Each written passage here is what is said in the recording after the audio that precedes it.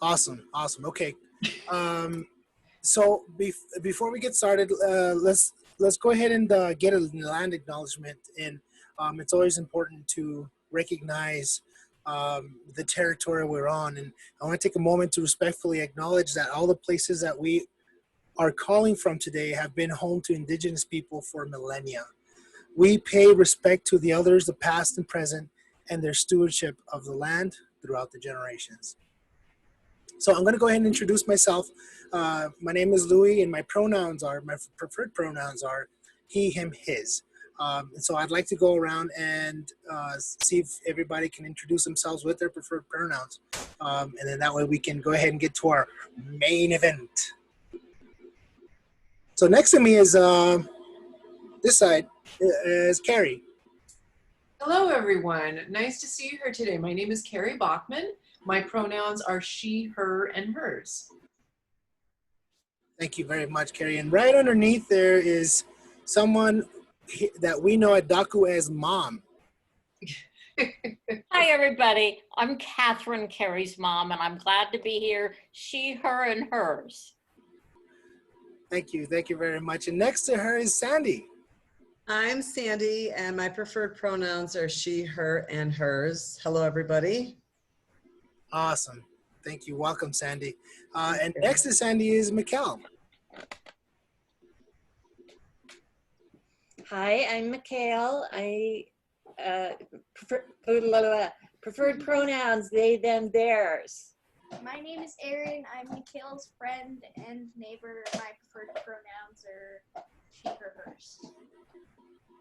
Hi, Erin. And Mikhail, great to see you both together today. That's so exciting. Thank you for joining us. That is so awesome. And right above Erin is Rob. Hi, my name is Robert, and Carrie's my roommate. I go by he, him, his. Thank you so very much. And so today we have a special guest with us. I didn't ask him to introduce himself just as of yet because I wanted to make everybody. I wanted to make him the special guest. And so today we have Carl joining us, and he has a very, very important and very amazing story that he wants to share with us. So Carl, take it away. Okay, So my name's Carl. before we start, if it's all right, Louis, we need to get a couple of other people into the meeting, if that's okay. So I thought what we could maybe do is talk a little bit about the connection that we have with Carl. Louis, if you would like to explain a little bit the work that we've been doing with him, and Carl perhaps can introduce yourself in terms of how you got connected with DACU, and then I'll say a few things about the connection with what Carl's going to be sharing today with the work that we do. That's a good idea. So the way I know Carl, the way I met Carl was through this book right here.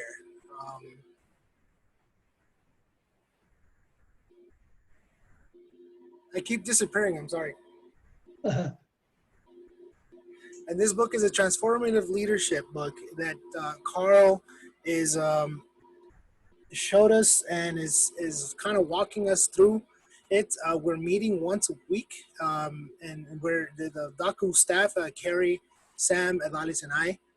We meet once a week and we talk about this book, and it's been just an incredible journey of just how to transform the way you think, that just the way you lead with life, because everybody is the leader of their own life. And so if we can get that straightened out of the, straightened, and then everything else that we do can fall accordingly. And so I'd like to hear a little bit from Carl, exactly how it is that you came to DACU.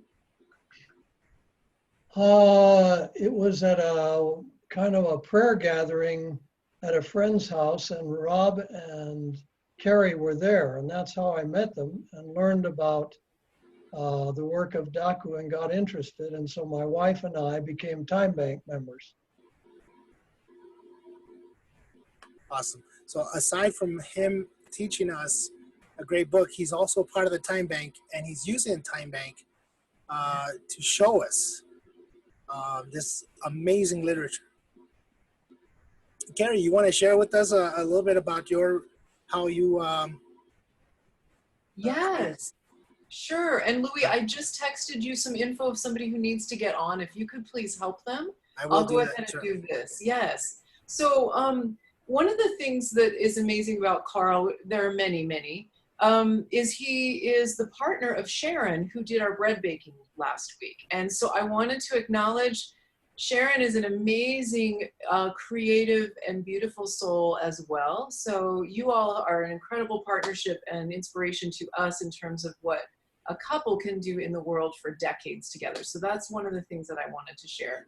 The other thing I want to share is Carl has incredible experience working in other countries. So he's got intercultural, cross-cultural experience, which we'll spend some time talking about today, and experience working in the area of the built environment, which is something we do in DACU. And so built environment is sort of like a fancy way of saying anything that human beings construct or create in the world.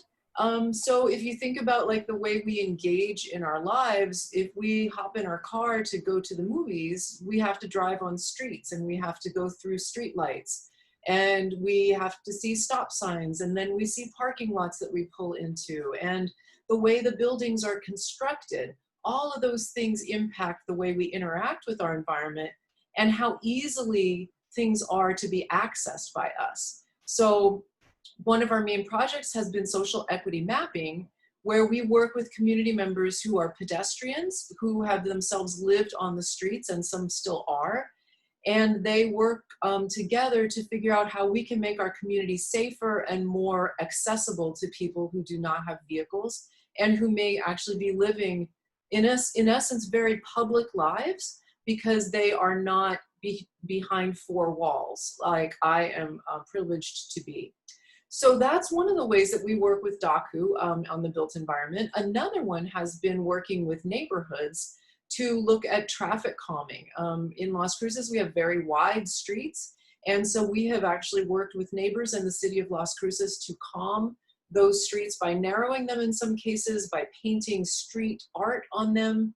And then another way that we've engaged in the built environment is actually related to multi-use trails. So we've worked with 3 communities now on multi-use trails, and that's been in partnership with the county. So that's just a little bit of an introduction. Now, what Carl's going to talk to us about today is the way a building itself can actually impact the way we engage with each other as human beings, the way we see our place in the world, and our spiritual lives as well.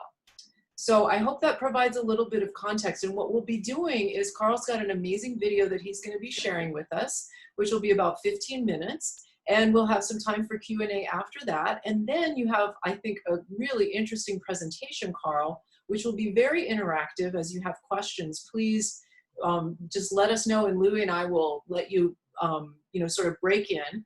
And Carl's going to be telling us about his role in actually getting this building constructed, which is in South America. And hello, Linda, we're glad to have you. Thank you. We're just getting started. Linda, would you like to introduce yourself really quickly?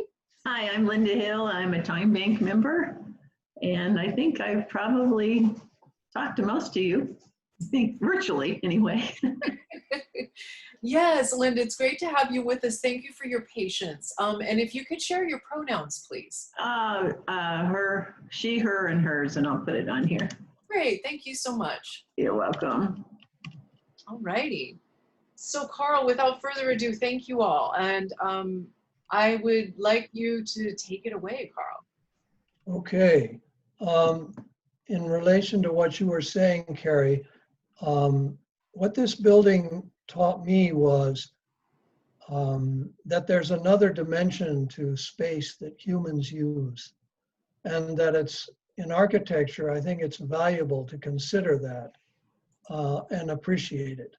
And this building embodies that. So I just decided today to incorporate this video of the architect of the building who explains the design process and a little bit about what I was talking about, the other dimension of what a building should be. And my role in the site was I was a construction manager as an architect, and then there was another civil engineer who was also a site or a construction manager. And the two of us ran the whole project for, I was there 5.5 years and he was there 5.5 years, but it took 6 in all. So we sort of phased it between us. So when I needed a break, I'd go and he'd stay, and then vice versa. And it's a huge project. It involves more than just this building. There's a restroom complex for the public, and there's a reception center. And then there's an existing building. This used to be a sports complex. A British club owned it, and we bought it from them. And so there were some existing buildings. Among them was a clubhouse for the soccer and rugby fields. And so we had to remodel that also to put it to use. So it was a fairly large project. So we can start with a video.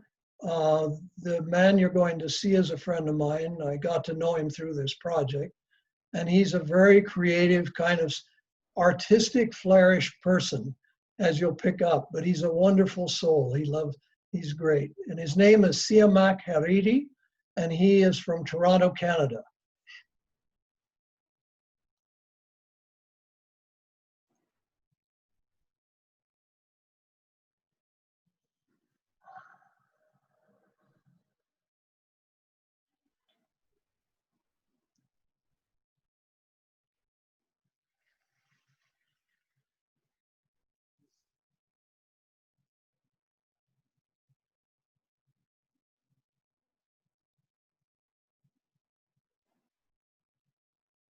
Bear with us, please, as we get the audio going here. The architecture that I studied at some 30 years ago happened to be across the street from the wonderful art gallery designed by the great architect Louis Kahn. I loved that building, and I used to visit it quite often. And one day, I saw the security guard run his hand across the concrete wall. And it was the way he did it, the expression on his face. Something touched me. I could see that the security guard was moved by the building, and that architecture has that capacity to move you. I could see it, and I remember thinking, wow, how does architecture do that? At school, I was learning to design, but here was a reaction of the heart.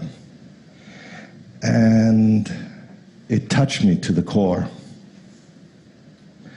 You know, you aspire for beauty, for sensuousness, for atmosphere, the emotional response. That's the realm of the ineffable and the immeasurable. And that's what you live for, a chance to try. So in 2003, there was an open call for designs for the Bahá'í Temple for South America. This was the first temple in all of South America. It's a continental temple, a hugely important milestone for the Bahá'í community, because this would be the last of the continental temples and would open the door for national and local temples to be built around the world. And the brief was deceptively simple and unique in the annals of religion. A circular room, 9 sides, 9 entrances, 9 paths, allowing you to come to the temple from all directions.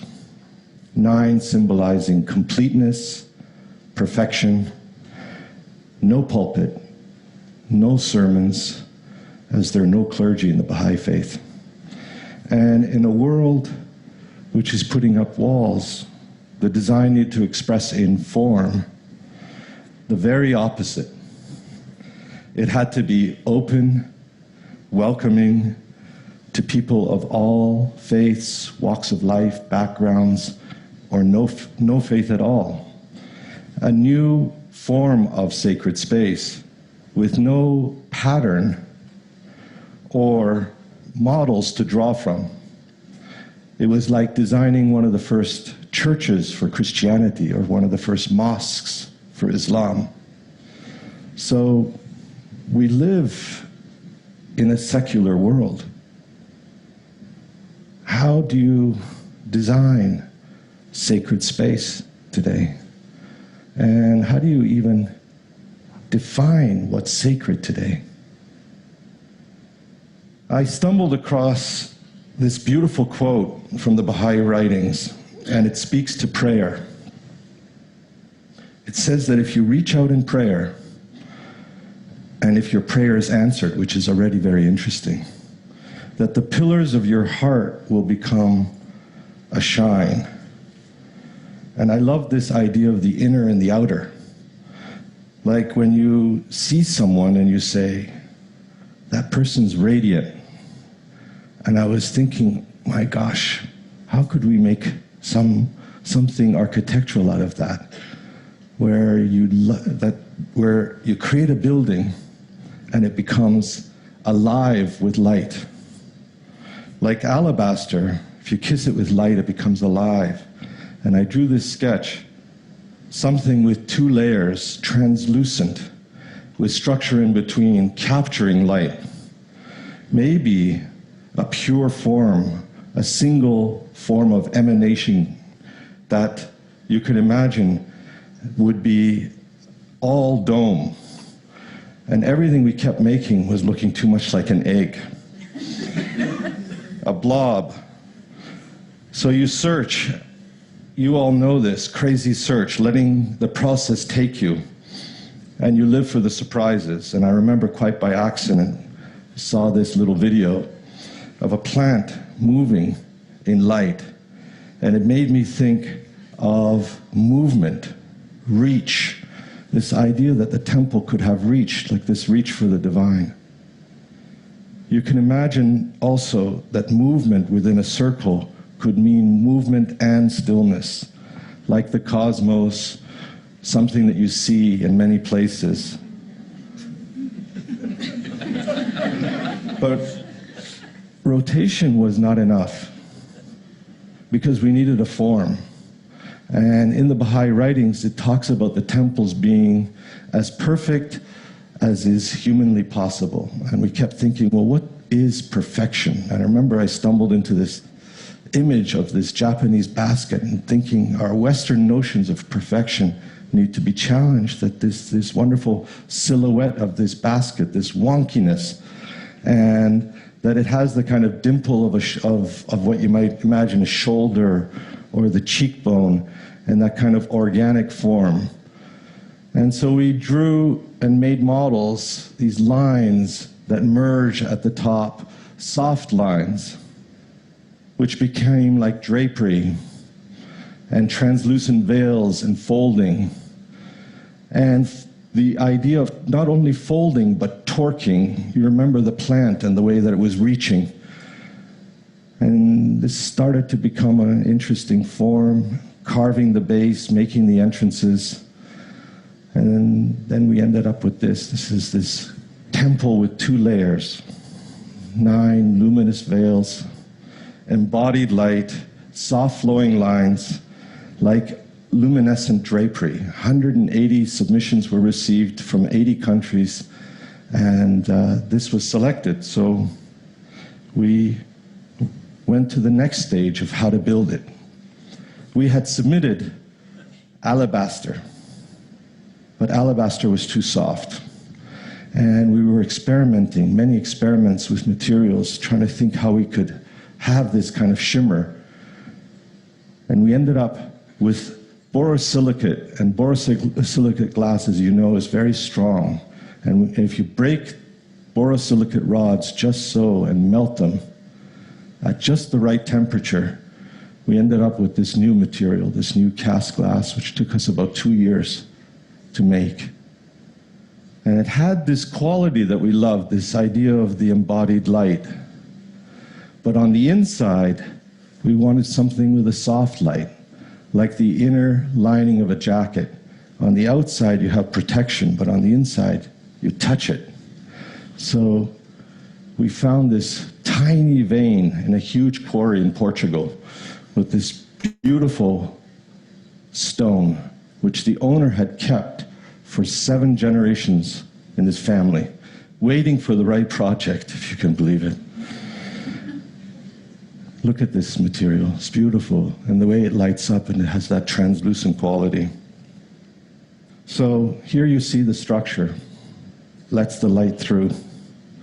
And looking down, the 9 wings are bound, structurally but symbolically strong, a great symbol of unity.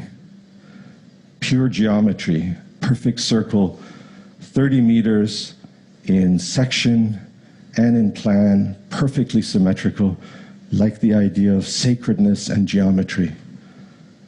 And here you see the building going up. 2,000 steel nodes, 9,000 pieces of steel, 7,800 stone pieces, 10,000 cast glass pieces, all individual shapes. The entire superstructure, all described, engineered, fabricated with aerospace technology, prefabricated, machine to machine, robotically. A huge team effort, you can imagine, of literally hundreds. And within 3% of our $30 million budget set in 2006.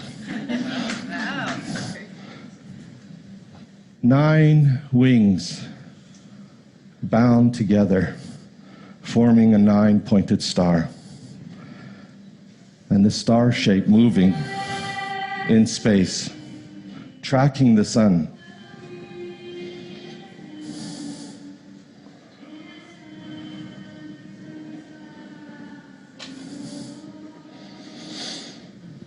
So here it is.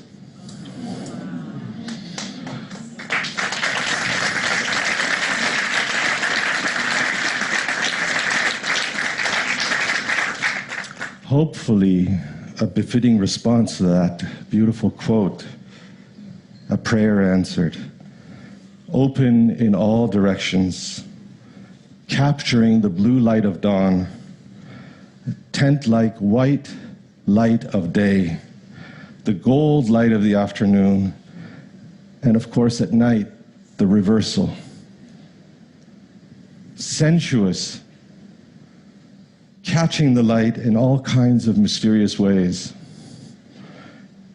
And the site, it's interesting, 14 years ago when we made the submission, we showed the temple set against the Andes. We didn't have the Andes as our site. But after 9 years, that's exactly where we ended up. The lines of the temple set against nothing but pure nature, and you turn around and you get nothing but the city below you. And inside, a view in all directions, radiating gardens from each of the alcoves, radiating paths. Last October, the opening ceremonies. A beautiful, sacred event.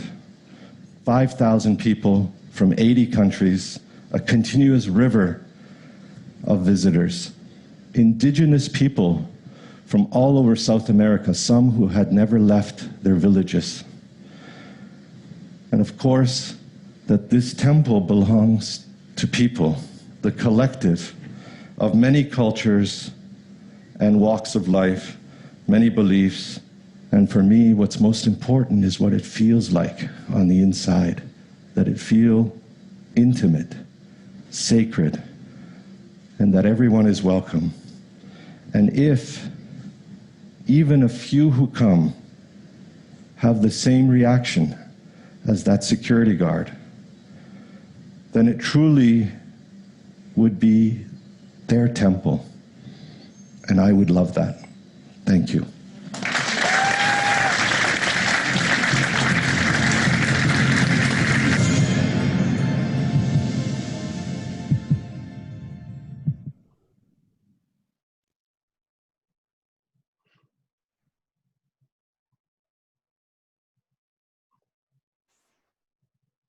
Any questions?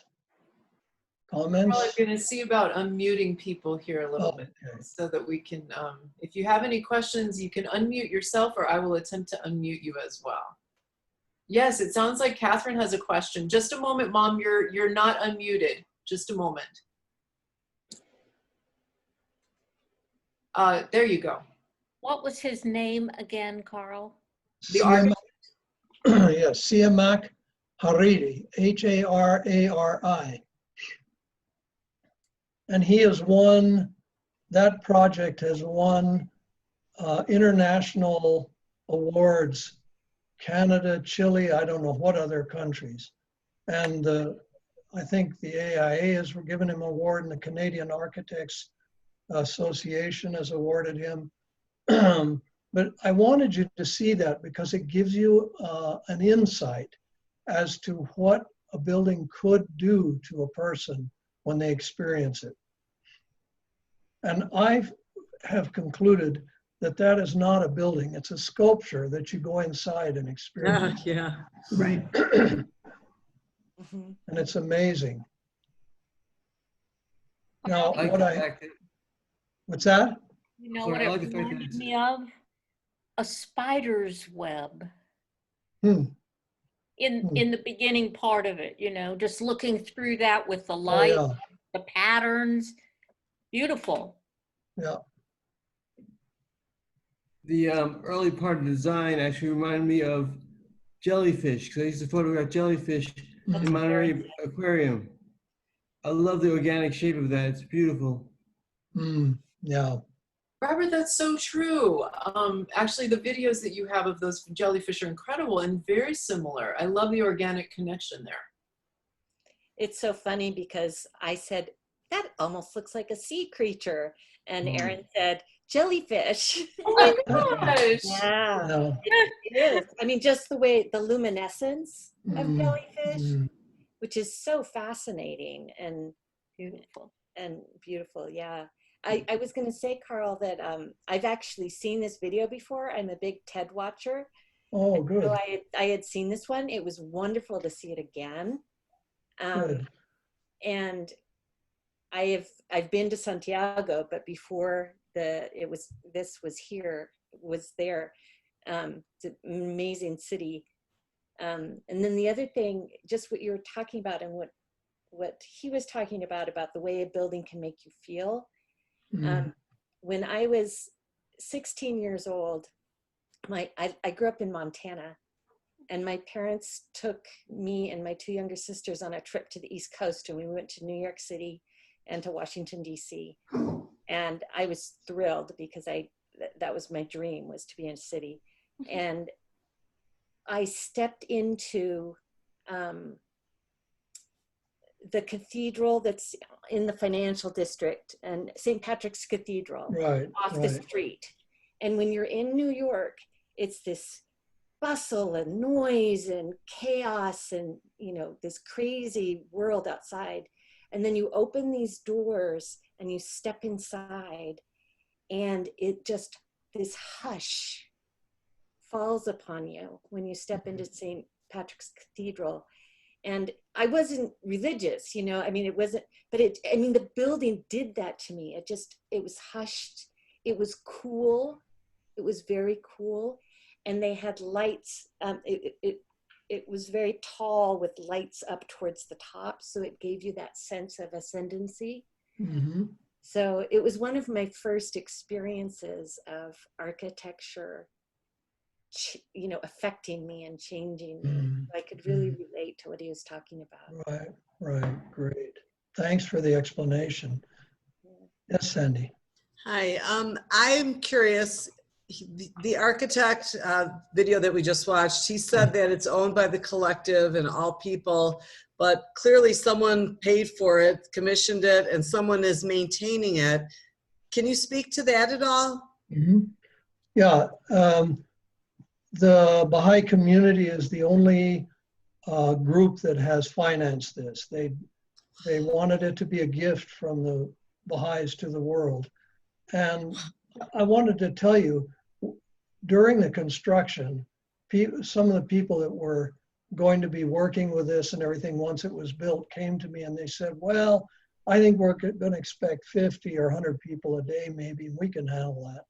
Well, in actuality, what's happened is that the last time I talked to somebody, they said that an average of 2,000 people a day were seeing it, and on weekends, 10 to 12,000. A day? A day. It's absolutely mobbed.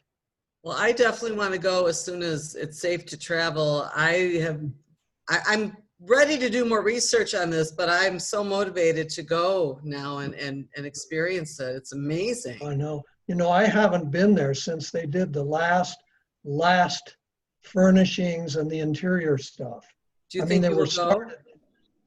I want to go again. Hopefully I'll get to. I have my little dog and pony show about the construction of it, and I'll walk you through it as fast as I can, and I think either Carrie or Louis can take your, tell me to shut up while you guys have a question or a comment while I'm going through it. Louis, do you want me to just share my screen then and start that one? Because it seemed to work. Yeah, go right ahead. Go ahead and share, and you have full control of the machine. Okay, right. Can you see that? Mhm. Yes. Yes. Okay. Slideshow. Anyway, as he mentioned, this is the last of the continental buildings, temples to be built. And there are in progress. I've been working with one of the local houses of worship in Colombia, going back and forth. And that's done, but due to the virus, we're not able to use it right now. These are the ones that exist on a continental level. The one on the upper left is in Kampala, Uganda. The one to the right of it is in Wilmette, Illinois. The next one down is, on the left is Sydney, Australia. And then of course the Chile one. And then on the left is Samoa. And the one on the right of that is Panama City, Panama.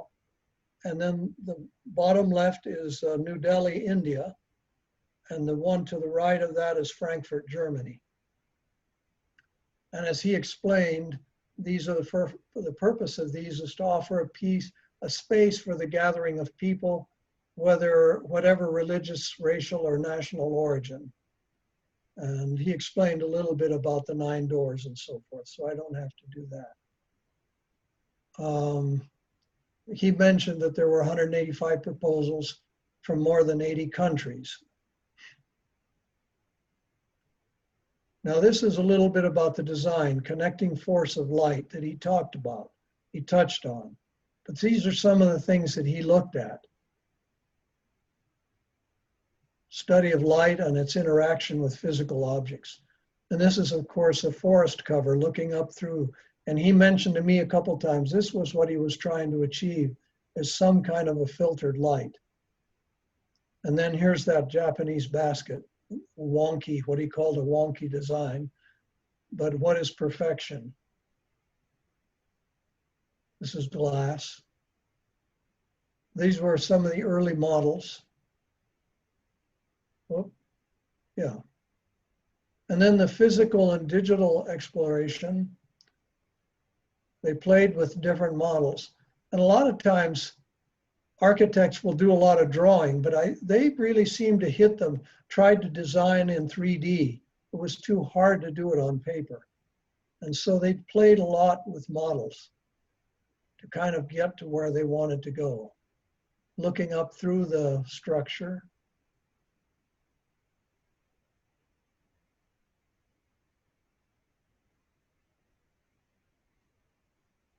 Here you can see they're approaching what it actually ended up being. Getting closer. He showed this one. And finally they ended up with this. Now this is a computer drawing. They used a very sophisticated French software to design this with. And here are some different views that computerized views. Now here's a model of it that was done. And just to let you know, we had this model on display at the National Baha'i Center, and the mayor called from the what do you call it, the suburb that, what isn't a suburb, what's the word, borough that of Santiago, Chile, where the temple's being built, and he asked to have this displayed at his office. So we took it over there for him. Here's a cross section to show you the mezzanine. Can you see my cursor? You see the pointer? This is the mezzanine level. There's an inner layer you can see here and an outer layer. The outer layer is cast glass. The inner layer is marble from Portugal. Here's a floor plan. Now, one of the things that fascinated me, look at the arrangement of the seats. It's all curved. And look what it does to the aisle. It isn't linear. It's more, I don't know, there's something different about it. You see how it's kind of a curved entry to access the seats? The seats in the middle? Very curious and interesting. And then the mezzanine plan is this, and there's seating up in the mezzanine also. This building will hold 600 people at a time. And this is a section of it, which means it's as though you cut it. And there's a basement underneath everything where all the mechanical devices are. Then you have the main floor, and then you have the upper part, the mezzanine and the dome. Now this is 30 meters from the main floor to the top, which is 100 feet. And here's some of the drawings for the digital fabrication. Now, a German company was hired. There were only 2 in the world that could respond to the needs of this building. And they were both German companies. And one of them, Gartner, was chosen to build this building. And they, of course, had to review everything to make sure they could fabricate it and so forth. And so they got the glass from Canada and cut it by computer to fit, and frames were constructed for each piece of glass to be placed on this superstructure. This gives you a better idea. See the mezzanine there? Then you can look down into the lower floor, the main floor. This is interesting. In Chile, 43% of all earthquakes in the world take place in Chile. And while we were down there, we experienced numerous earthquakes. They're happening all the time. And 3 weeks before I went to Chile, they had a 9 or 9.5 earthquake on the Richter scale. And that was before this was built. So they took another look at this. And it was one of the 10 most severe earthquakes in recorded history. And that was in 2010, in February 25th, 2010. And so this building was designed with that in mind. And I'll explain that as we go along. Now here's some of the thinking of roof tile, the ring, there's a mezzanine ring, and there's a foundation ring to hold this structure in place. And here are some of the drawings for analyzing the earthquake effect. I know that we don't want to look at that too much, but here's how buildings move because of the inertia of the building. When there's an earthquake, the ground moves and the building wants to stay in place because it's anchored. And so they had to compensate for that. So anyway, here's here's some of the models they developed. These were research models to see what would work. So this, as you can tell, none of this is standard construction. And here are the frames that the glass is mounted on. And on the lower left, you can see a piece of the glass that's to go on the outside. And he mentioned the landscape. The foremost landscape architect in South America did the design. And as you can see, the temple kind of was turned in a sense, and the ground had to follow suit. So it created spirals, and these gardens are just gorgeous in terms of the design. They've had a big challenge with getting the native plants to grow again because it's very rocky there. And I don't know where they're at with that now. Now the construction. I went down a year early to start the project, and this was part of what I did, was get the excavation done and all the earth moving for the temple. And I had to do utility lines and this and that and the other, which were quite long and a lot of work. So it took us a year to get ready for the foundations. This is just massive concrete work that you don't really see when you're there. And I'll explain to you why in a minute, but you're looking at the basement, which got covered up by earth, right? Now, these are the isolators that we had built in San Francisco. They should know something about it, right? So these isolators will move and will let the building move in any direction 2 feet. It's 360 degrees and they can move in any direction 2 feet. And one is placed on the top of each column. Here's a column, here's a column. There are 10 columns in this building, 1 in the center and 9 around the periphery. And they're setting one of those. And the tolerances we had to work with was 1 centimeter, X, Y, and Z directions. We had to get everything within that tolerance. And this is in 100 feet. So this had to be right. All this had to be exactly right. And huge amounts of steel had to be used in the concrete beams, steel reinforcing. This is a view of it from up above. This is the main floor steel, what was there before we poured the main floor. Here's the mezzanine level. You get an idea how big this building is by the people walking on the rebar. I wanted to tell you while I'm going through some of these slides, a couple stories about the people, and there was just a sense of respect for this building among the workers. Somehow they picked up on it. And I remember we had 2 porta potties on the site. No, actually a bank of them. I don't remember how many there were now. And they were placed kind of in front of the building, of the temple. And one day, one of the machinery drivers approached me and he says, "Excuse my being out front." But he said, "To me, the placement of those bathrooms in front of that building is not proper." He said, "Would you please take my recommendation and move them to some other area?"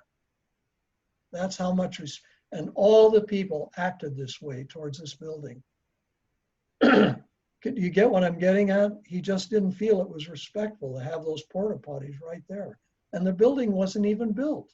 It was in construction.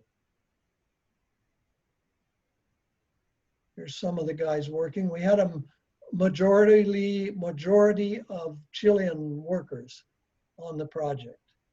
Just a wonderful crew. Now there's the mezzanine built.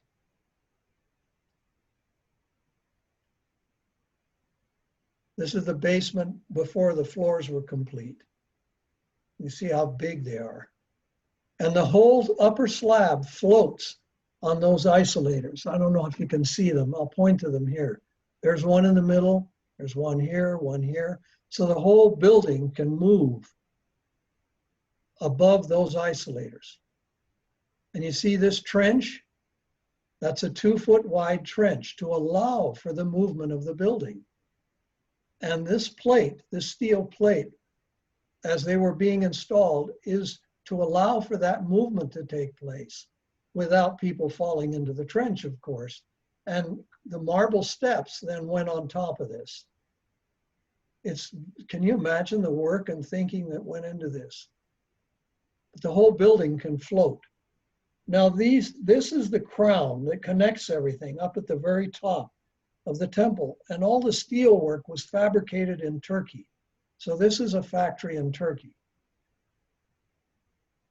And we had to build this huge scaffolding to support the crown, which was the first thing to be installed for the steel work, because otherwise we had no way of connecting the columns.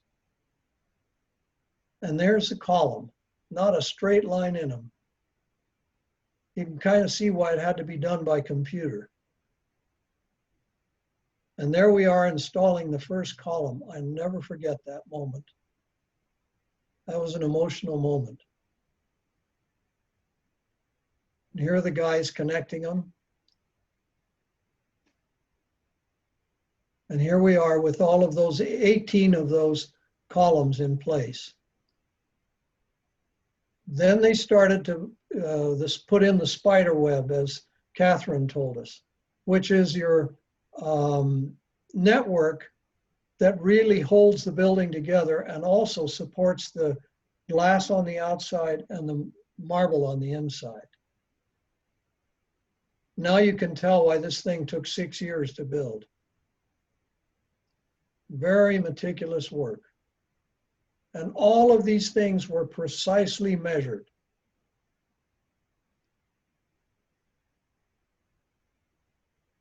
These man lifts, these genies, they call them, these man lifts, we had 9 to 10 of them on the site working every day. And those things cost us $10,000 a month to rent. So we were spending like $100,000 a month just renting these. But boy, they were worth it. Otherwise, we couldn't have done this. You can see how they're all putting them together.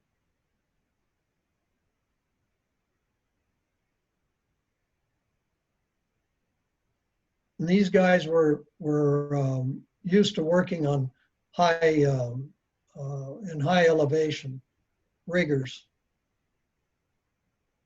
Here it is getting filled in.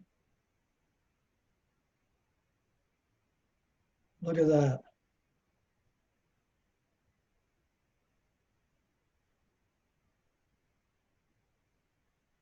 And then the steel was also around all the concrete so that it could receive marble, and you'll see that in a minute. Look at the snowfall up in the Andes behind us. During the excavation, now we're at time. Is it all right with everybody if we go on a bit? Is it all right? Okay. One day, we didn't have the building up yet. The excavation was underway, and some of the workers said, "Look, there's a light up on top of the mountain. A light. Somebody's waving a light." And I said, "Well, maybe we better call somebody and tell them, because it looks like somebody's lost or stuck up there or something." And it turns out it was a team of Army guys that were stuck up there, and we happened to see their light, and they went up and rescued them with helicopters. All kinds of little adventures. Here's the marble on the inside. They put the marble up on the inside first, and then they did the cast glass on the outside.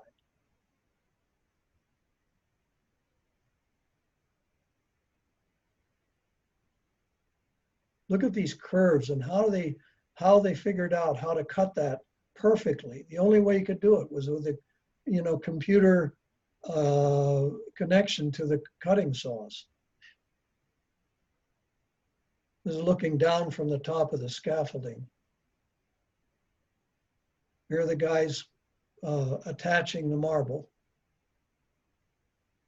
Here it is making progress.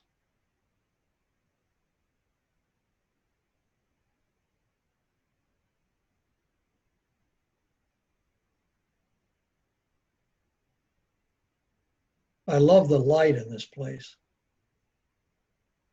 And here they are going around the columns.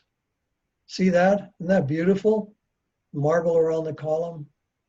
Just gorgeous.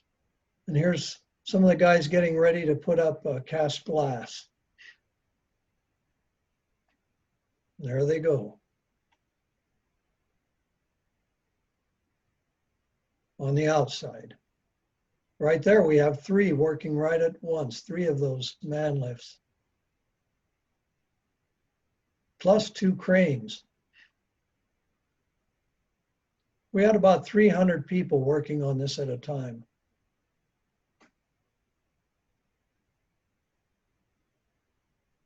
So the cranes would lift it up, and then the guys would get up in the man lift to do the attaching.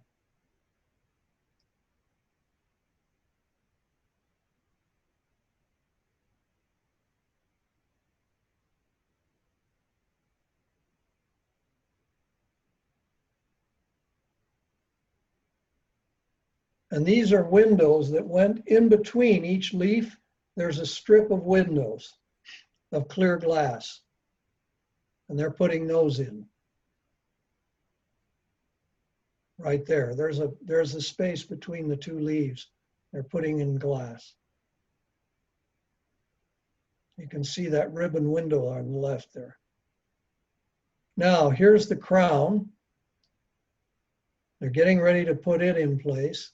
And they're lifting it up to put on top of that lower crown. And this lets air exhaust out of the building.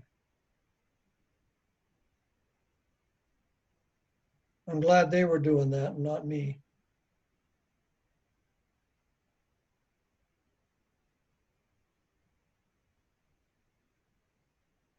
Now, once all of the marble and the glass was in place, we were able to remove that center scaffolding.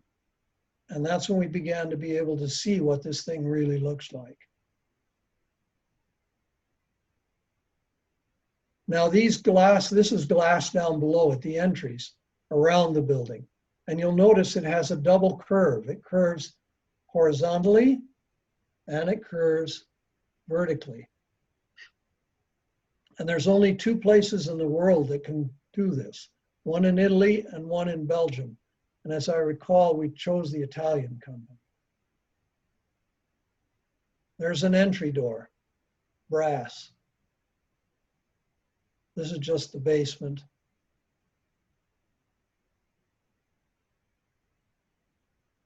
There's Santiago below on a clear day. That's one of the smoggiest cities I've ever seen. This is the reception center being built.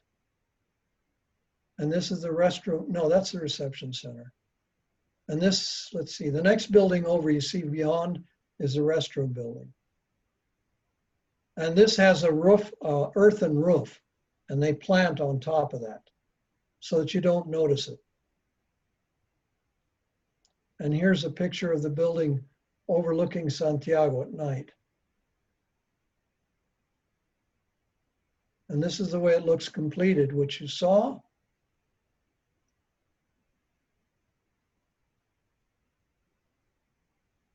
Interior with that funny aisle that curves, which I think is great.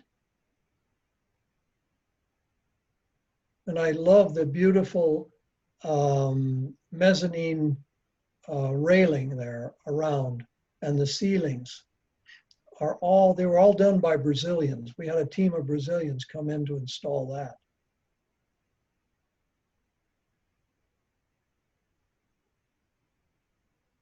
It's one of the 9 entrances. There's an aerial view. Anyway, that is the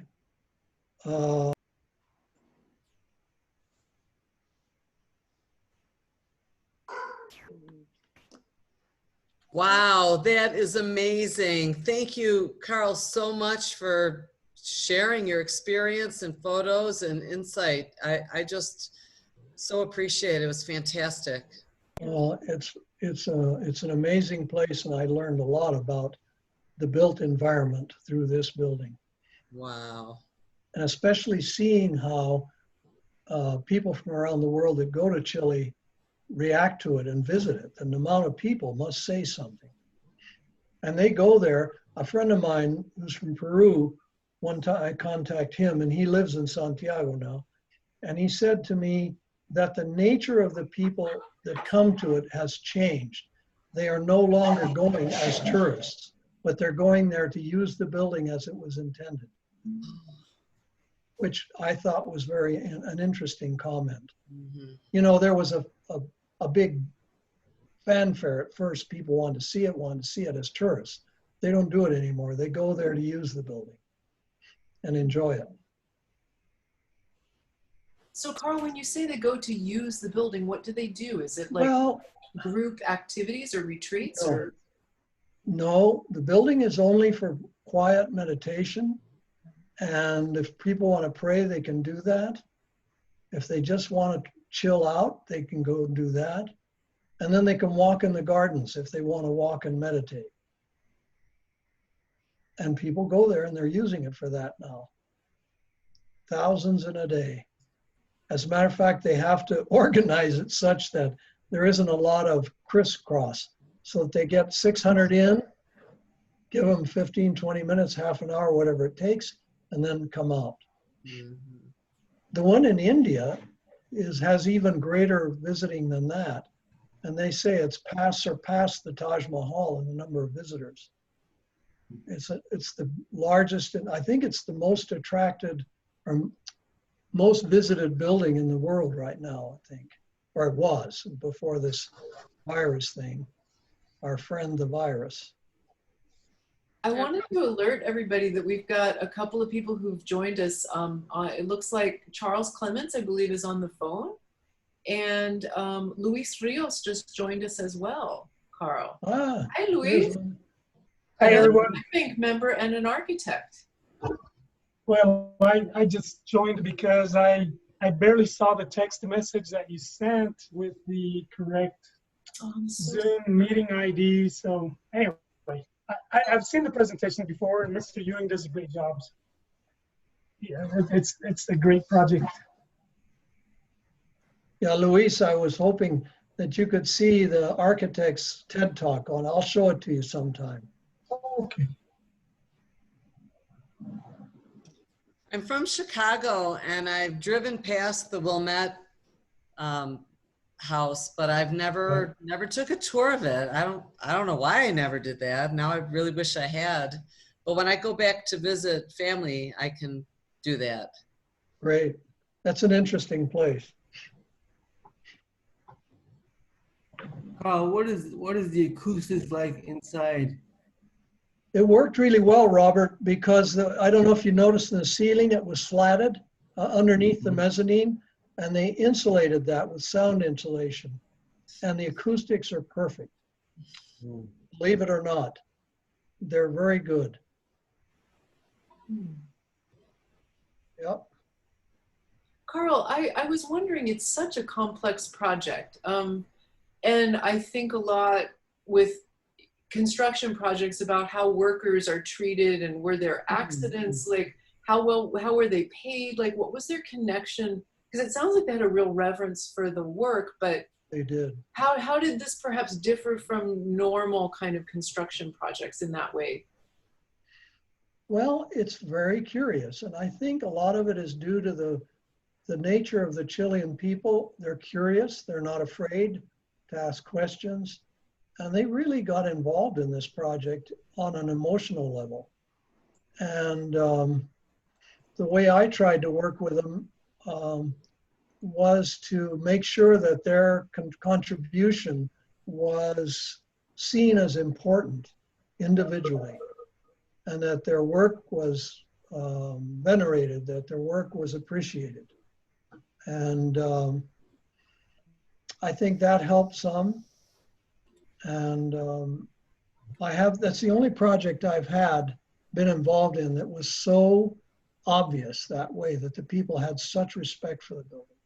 And I often had people, mainly the workers, stop me and ask me questions about it and about what it represented. They wanted to know.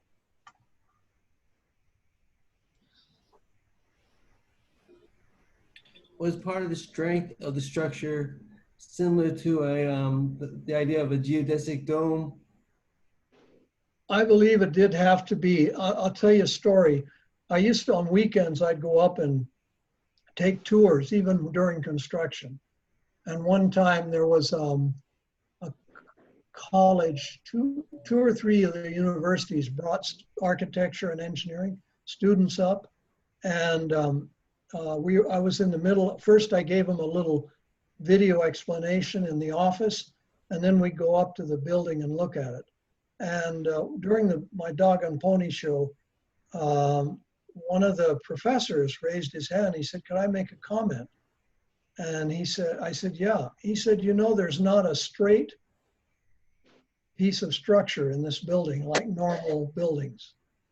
And he said, "I'm doing a doctorate in the relationship between design and structure in Spain, out of Spain right now." And he said, "This building is unique."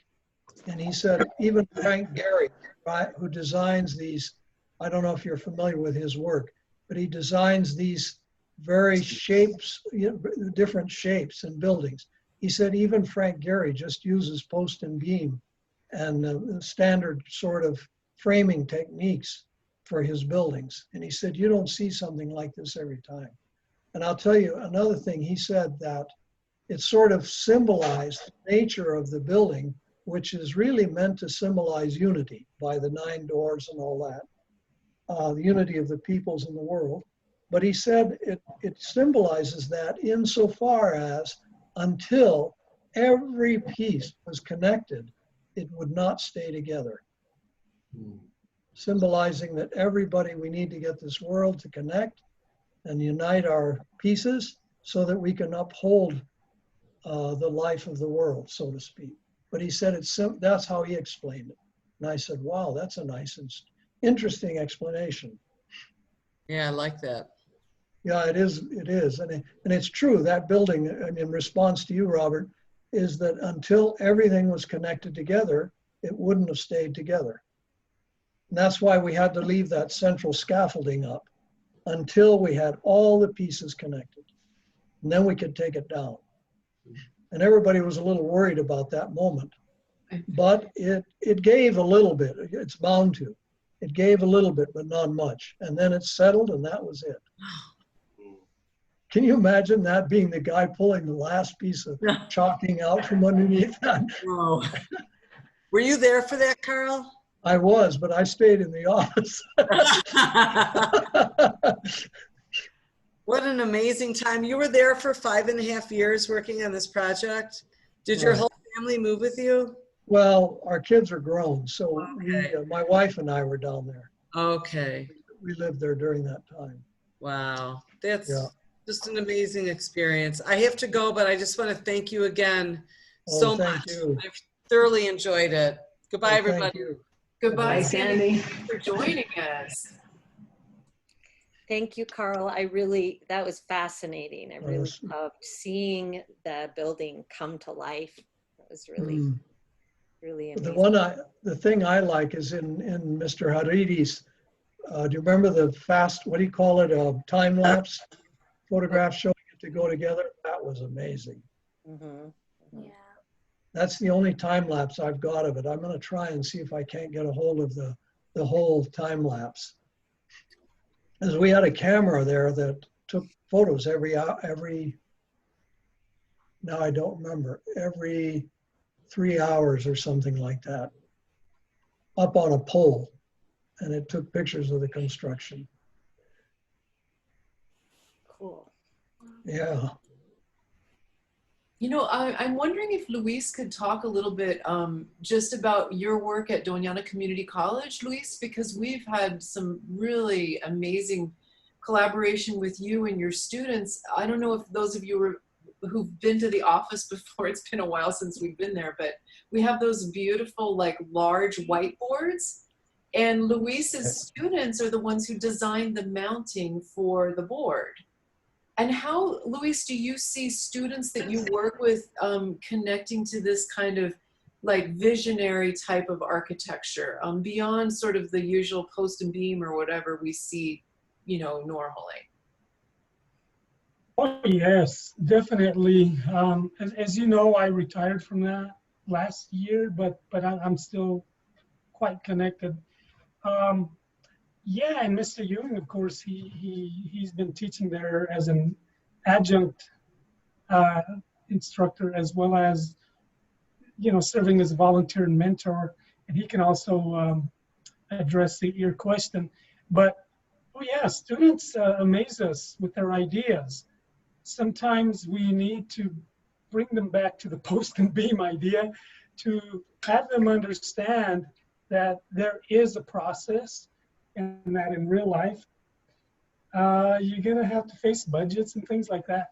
But it doesn't mean that you kill their dreams and their ideas. In fact, you want to do things that encourage that type of thinking.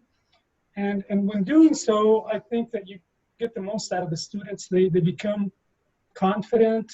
They become really, really good at making presentations, public speaking. I think that's the strength of these students. They're not bashful once they know that they can do it, and that they believe in their project. So yeah, they totally get it when Mr. Ewing explains the philosophy behind these beautiful designs. And so yeah, they get it. They're that type of a mind to begin with. And I don't know if Mr. Ewing mentioned, but he just completed building a second Bahá'í temple in South America, in Cali, Colombia. Yeah. And that one's just as magnificent. And so anyway, I don't know if he spoke about that. But, well, someday when you're hunting for something to do on Friday, I can maybe put a presentation together. Wow. Yeah. Well, I think you guys would love that just as much. It's fantastic. Right. It's, yeah. I'm still finishing up the bookkeeping on that. I bet.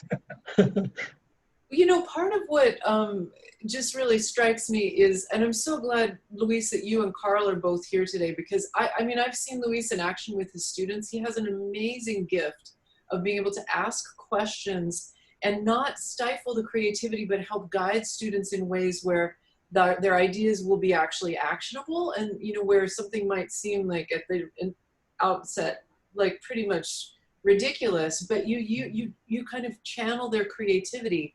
And it just reminds me how much of what capacity we have as human beings when we get together in groups to really build on each other's creativity and not just have one person designing things. And then that came out in the movie as well, Carl, with the architect's work. It was clearly a lot of design thinking, it seems to me, that was going on there. Well, I think it's important I think we all have gifts when we're born. We're born with certain gifts and talents. And if people have good mentors and teachers who can bring those gifts to the surface, that's what's important. Not trying to shove a bunch of stuff into them, but to find ways to bring their own talents and gifts to the surface so that they can express them and share them with us. Because the rest of the world would be deprived otherwise of their talents. There's certain information that we have to have, obviously, to be able to like math and the sciences, but it's important to find in each class, especially in design class, the expressions should be recognized and people encouraged. Luis and I have seen very, very talented people with good design capabilities among these students. Las Cruces blows me away in that regard. The youth here, they have really interesting capabilities. Wow. I really like the flotation technology. The flotation technology, Robert? I lived in San Francisco for 30 years, Carl, and the flotation technology, yeah, for the earthquake, for shaking of the building. Oh, and I lived the in San Francisco for 30 isolation? years, and I experienced my first earthquake. Yes.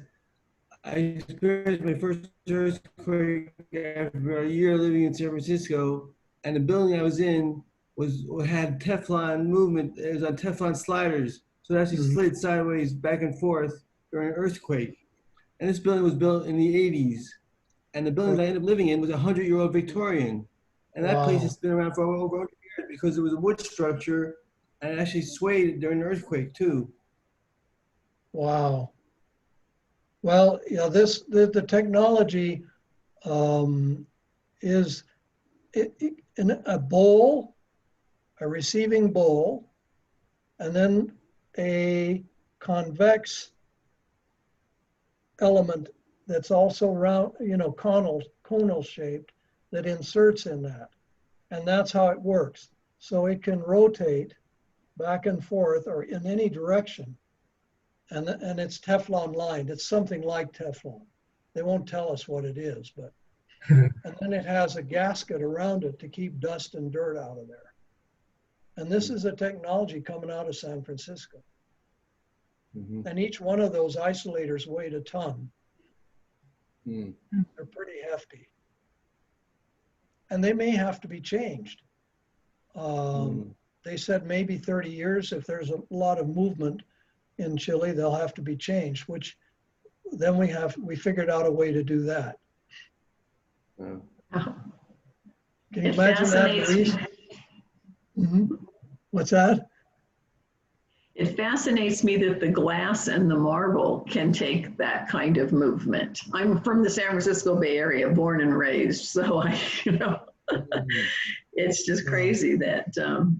There was something that didn't come out in my I probably skipped over it by accident, that shows what can happen to a building when it's some of the models that they were doing with isolators and without isolators, and just sort of that thing, the whole thing flexes without isolators to an extreme extent. But with isolators, the whole thing moves a little bit more uniformly because it reduces the inertia of the building wanting to stay in place. It gets to move, it gets to really express its inertia and stay in place, but the earth can move below it, so to speak, through these isolators. And so far, I haven't heard of any problems, and they've had a number of big quakes since this has been under construction. It's fantastic. Yeah. Let's hope that it will do for a 9, a Richter scale 9. Does anyone else have any other questions or comments? Charles, are you there? Yeah. Yeah? Yep. What do you think, Charles?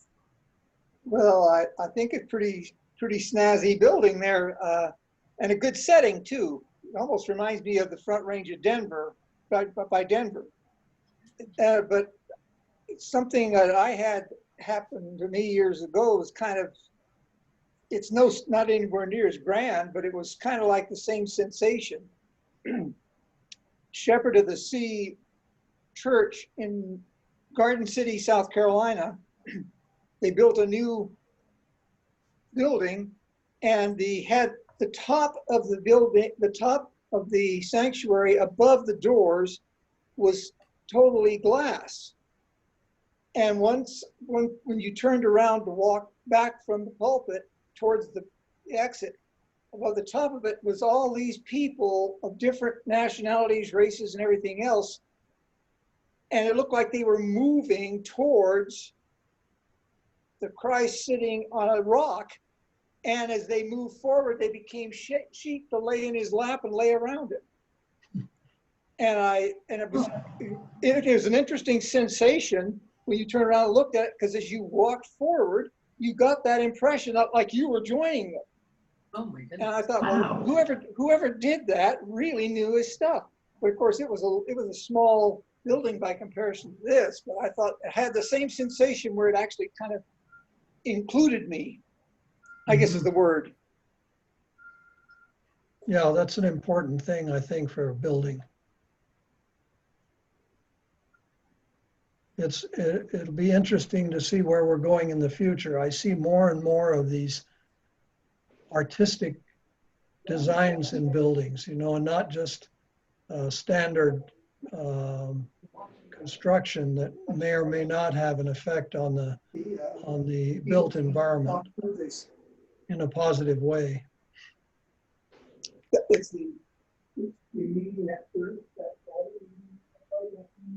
Well, you know, it makes me think, like, how can we, as DACU, connect with these amazing young people who are coming through DACC? And I don't know if there's a way to connect with them and have, you know, them be able to try out ideas. Or, I mean, it's not just necessarily us. It could be Cruces Creatives. It could be a lot of other organizations in town. And then also, like, really, Robert and I saw a film the other night, or a documentary on a gentleman who is an architect who lost his sight. And you all, the two of you, may know about him, who now designs buildings for people who have vision challenges. Just tremendous, like, what you can do when you start taking into account the people who are going to be using the buildings, and not just sort of like a conception of what might look pretty, but like making it actually utilitarian and beautiful at the same time. That's an interesting one. Yeah, we should, Robert, maybe we can turn Luis and Carl on to that gentleman. Sure. That would be interesting. Yeah, send me his name and any information. That sounds very interesting. I'd like to learn a little bit more about that. As far as connecting DACU and DACC students, you know, I just highly recommend making a connection with the DACC student government, and perhaps making a presentation to them at one of their general monthly meetings. Obviously, that would be done in a virtual mode right now, but I'm sure that they're still conducting business, at least in the fall, maybe not in the summer. But student government, if you need help with that, I can help. I can give you some information on that, contacts, etc. And you know, because you have student government, and then you have all these student organizations. I think there are about 30, 35 individual student organizations, many of which love to get out there in the community and just make themselves a part of the community. And not only because community service is a mandate, sort of, by student government, if those student clubs want to receive funding. But I think a lot of students just in general just have that in them, you know, to have the will and the ability to be of service, and they have that interest. And I think just letting them know that you're out there, and then the various things that you're about, you know, that help answer to some of the challenges and concerns of the community, and help make this community better. I think they'd be really, really interested in that.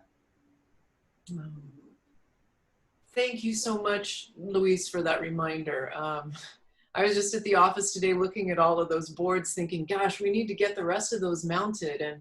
And honestly, we're sort of in an interesting space. I haven't really talked to a lot of people about this. Robert knows for sure, but maybe looking to move our DACU office into a different, I don't know what it'll look like. Maybe a different place, maybe it's a mobile office, maybe, I don't know. But it's an interesting time to be thinking about, like, what is the world going to look like, and how do we convene in ways that are safe?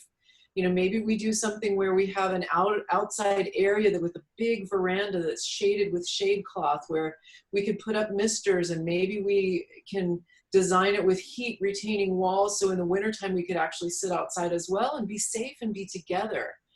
Because right now the spaces that we inhabit are not conducive to actually being together. Yeah.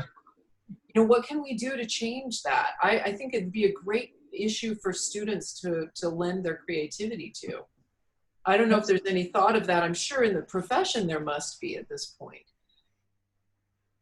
Definitely. And yeah, you know, building those other frames that you need for the other marker boards, yeah, that's been crossing my mind lately because I was thinking, well, maybe I can go over there, or I can call a student and just maybe have 2 people there. And as long as there aren't a lot of people there, we can do it there. The last time we did it here at my house. But I mean, we could just take the material there and get together an afternoon and build a couple of those. And that would be fabulous. We could do it outside, and it would, there'd be more air circulating. Luis, let's stay in touch, and Carl as well. I mean, and everyone, but it's just, Robert and I have been talking about, like, we need some other, talk about a built environment that is conducive to our current reality. We need to be thinking outside the box. How can we go about doing that? And students, wow, their creativity, it hasn't been stifled yet, after years in the profession, right? Yeah. Yeah. Sure. Wow, amazing. I'm so grateful for this opportunity to reconnect with you, Luis, to learn more, Carl, about your incredible experience, and to share with community members. Linda, Charles, thank you for hanging in there. Robert and Louie, thanks for working with the technical challenges today. It's been an amazing, amazing opportunity. We are recording this, so if people want to take a look at it, great. AIA, your colleagues, students, we would love to be able to share that with you all. Louis, is there anything else we need to do? Trying to remember. Oh, coffee hour we have next Wednesday, if you'd like to join us, 10 o'clock. And next Friday, we have another United Friday. I'm not sure, Louis, do you remember what it is? I believe it's Beloved. It's an art project by Beloved. Yes. Some kind. So I don't have all the details, so I'm actually really curious now. So.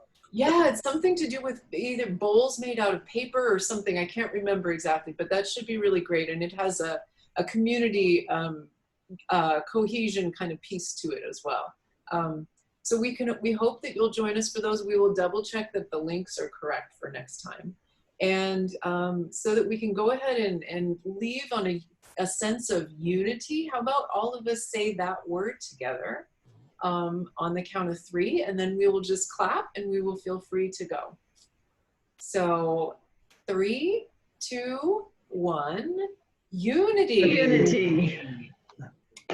Thank you all. Have a lovely weekend. So great to see you. Thank you. Thank you, Louis. Stay safe, everyone. See you, Thanks, Louis. Carl. Bye-bye. We'll be talking. Bye, Linda. Bye, Louise. So good to see you in your retirement. Well, it was good again for me as well to finally connect with you folks, and hopefully, in whatever capacity we can during this, different time, begin to work together again and do things. Would love to do that, Louise. Love it so much. Okay. Bye. Thank you all. Bye. Take care. Bye. Bye.